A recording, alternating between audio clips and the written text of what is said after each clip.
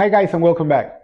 Have you ever thought about why we as individuals treat our financials so different than a corporation or a business would? And the main reason is because we do not look ourselves as businesses. But I think that's the flaw. I think we should treat our personal finance like if this would be a business. And that's exactly what I did when I started working at a large corporation, at a Fortune 500 corporation. I realized the importance of knowing not only how much money is coming in, but also where the money is going and how much is going out. So you can plan your investment, how you can plan what they call the R&D. Or in our case, will be planning our investment and our savings. So this is why it's so important. And this is what we're going to talk about today.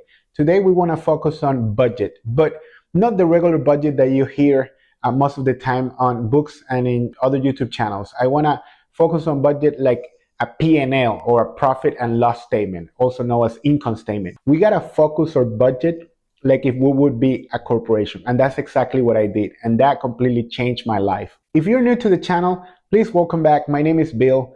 I have been working in the finance sector for a Fortune 500 for the past 10 years. And I became net worth millionaire before my age of 40. And I promised to myself, if I ever reach that goal, to set up a channel to help other people achieve their financial goals. And I'm gonna give you 10 tips of what I think it will help you and how you can achieve that goal. And then if you stay until the end, I'm also gonna add my personal budget so you guys can download it and use it for yourself. So the first thing that you need to do is to define your financial goals. It's also known as strategic planning. Before you embark into start downloading all your expenses and income from your bank account and create some fancy spreadsheet, you need to first realize, okay, what is my plan? What is my short-term goal, medium and long-term goal? This is critical because based on those, on your plan and what you want to achieve, you will be able to then pivot your expenses and modify what your expenses are going and how much income is coming in. You will also be able to realize, you know what, with the income that I currently have, I will not be able to achieve my goals. So I might have to find another job or get another set of skills to increase my salary or reduce my expenses. Most of the time, it's not how much money you're making, but how much money remains after all your expenses. So if your expenses are quite high, it doesn't matter how high is your income, you might end up with a negative value at the end or negative balance at the end of the month. So this is very important. So step number one is to really think of what your goals are financially, and your budget will help you achieve those goals. After you develop your short, medium, and long-term goals, the next thing you have to do is just to perform a financial audit. This is key because you need to be able to determine how much income is coming in and also when within the months your incomes are coming in, and also how many income streams you have. The same thing you have to do with your expenses. You need to perform a full in-depth audit of how many expenses you have, where are they coming from, when they need to be paid, so you can then have a full comprehensive understanding of your monthly financial position. So let's go to step number 3 now. So this is where it differs a lot of people between when they're doing budget. I recommend a zero-based budget or P&L. So basically what their zero-based budget tells you is that when you put your income and you have all your expenses underneath, at the end of the day, you should not have any margin. You should not have anything remaining. So what that means is that you're going to have all your income streams, then you're going to have all your expenses, and then if there is money remaining there, you have to allocate that into investments or savings. So everything has to be allocated on a monthly basis. That's basically what the zero budget approach. A lot of people don't like this zero budget approach because it feels very restrictive, that any type of pitfall or any type of overrun within one of your expenses category will completely show very highly. It will show in red, like, oh, you overspend this month. But that's the key. You don't have to keep it at zero every month, but as long as you know that you're overrunning or you're maybe underrunning some month, it will help you to fine-tune your budget much better than if you just keep your budget with a profit or margin at the end. So let's go to step number 4. And this one is quite critical, and it's not very intuitive. But you need to create multiple scenario budget bases, and this is critical because it will help you to understand what is your risk tolerance and how much should you have in your emergency fund. So when you're setting up your budget, your P&L, it's not only about tracking your historical expenses and income, but also to create some three scenarios. The first scenario will be the best case scenario. Then you have the more realistic scenario, and then you have the worst case scenario. And that will give you a range of tolerance of what you can absorb in case of any crisis that it might happen, which you do not have any control over it. So planning different scenarios is critical for you to fully grasp what your tolerance or your risk level is for the future. So step number 5 is to develop a cash flow management system. And basically what that is just like corporations know when the income is coming and when all their expenses are leaving the company within the month, you need to also focus on that as well. You need to know when your monthly paychecks or your income streams are coming in, which specific days. And also you need to understand when your expenses are coming out, because you don't want to be faced within a month where you're negative cash flow, meaning that you have too many expenses the first maybe 15 days of the month, but your income streams are coming at the end of the month. So during the first part of the month, you're going to be negative cash flow, and then in the last part of the month, you're going to be positive cash flow. You want to be able to coordinate how your income streams are coming with your expenses and make sure that you're always at least breaking even or positive cash flow through the month. So that's very important. So step number 6, allocate resources for growth. Just like a business would. In any business, they have a specific line item within their income statement set up for R&D, right? And this is a flexible percentage which they allocate for any type of additional development within their products or services. We have to do the same thing. We have to be able to allocate a certain portion of our income towards our personal development.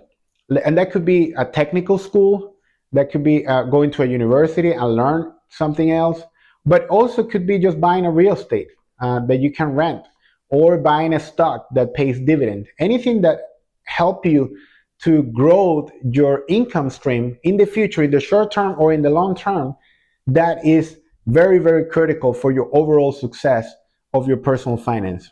And step number 7, make sure that you monitor and adjust your budget on a regular basis. Just like a corporation, they have monthly, and semi-annually review meetings.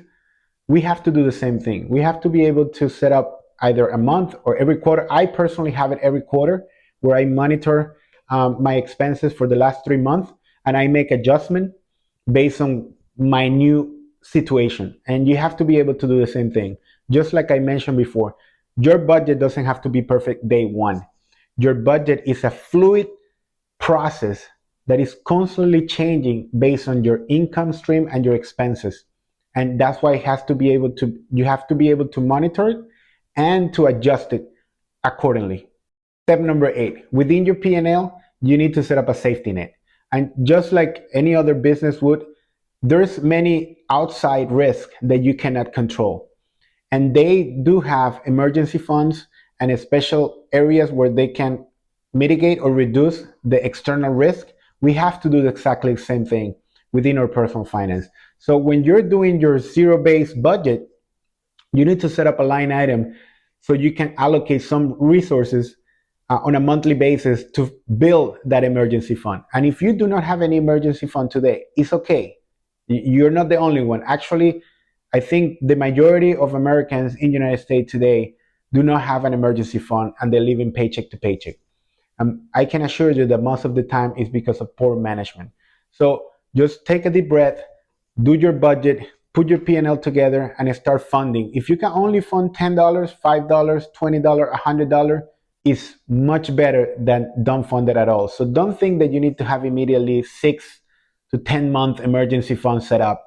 No, that's unrealistic. So start working with what you can do today because you will be much better in the future. Step number 9, optimize and cut your expenses as much as possible. Just like corporations are always trying to work as lean as possible, they're always trying to optimize their expenses. How can we find some savings so we can be more productive, so our margins will be bigger and our profitability will increase?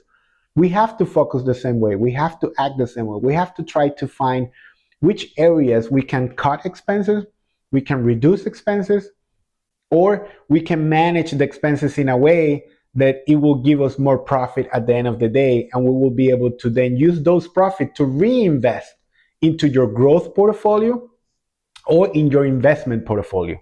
And last but not least, utilize technology. Just like corporations would, they're always looking for the next technology that will help them to be more efficient and to be able to reduce costs on personnel and time. We have to think the same way. There's so many tools out there that you can use to manage your budget. Some of them you have to pay for them, some of them are free. I personally use Excel. I'm old school. I have an Excel sheet, which I'm going to link in the description below for you guys to use, and you're free to modify it whichever best fit you.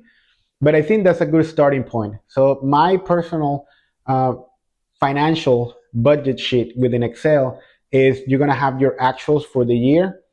Then you're going to have another tab, which is going to have all your forecasts. And then you're going to have a tab, which is going to show your delta or your difference between the two. And that's the tab that you really need to monitor to see how far are you from what you determine as your forecast versus your actual. So that's what's going to help you to improve all your expenses, reduce costs, hopefully increase your income in some areas after you develop some new skills. So, but again, you don't have to do it in pen and paper. You don't have to go to a very fancy tools to do it. The main goal of this video is for you to start doing it. However you want to do it, just go and do it. So let's conclude in a positive note. I understand that it's not easy for you to do this work, and it's okay, right? The more in depth that you go, the more time it's going to take you. And also, it's scary for some of you to put to paper all your expenses, and you might realize that you're wasting a lot of money, and that's okay. But it's better to realize that today and not before you retire, when you realize that you don't have enough for retirement or you don't have enough wealth. So you're going to have to be working until you're 70 and your 80s. And that's, if you want to be working until your 70s and your 80s, that's fine. But you should be working not because you need the money, you should be working because you like what you do. And I truly believe that if you follow this path of understanding your expenses, understanding how much income is coming in, and to adjust your personal finance in a way that you have enough money to save and invest and learn and grow, you will be better off in the future. So again, if you like this type of content, thank you very much for staying until the end. I ask you to like and subscribe to the channel. It doesn't cost you anything and it really helps the channel grow. Thank you very much, and I see you next Sunday.